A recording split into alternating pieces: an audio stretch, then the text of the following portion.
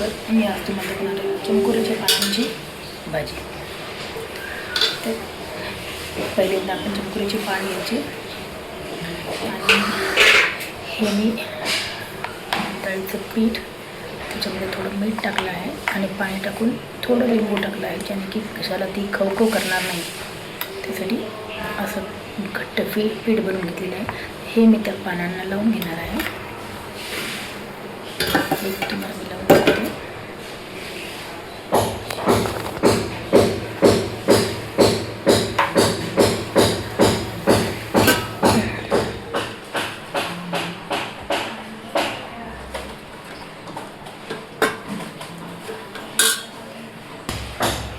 अशा पद्धतीने मी सर्व पानांना लावून त्याचं असं रोल करणार आहे.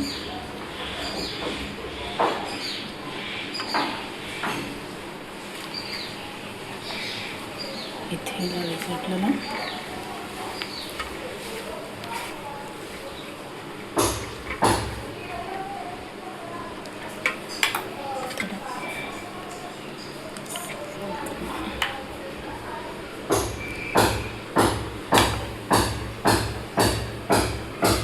सर्व पानांना मी लावून घेते.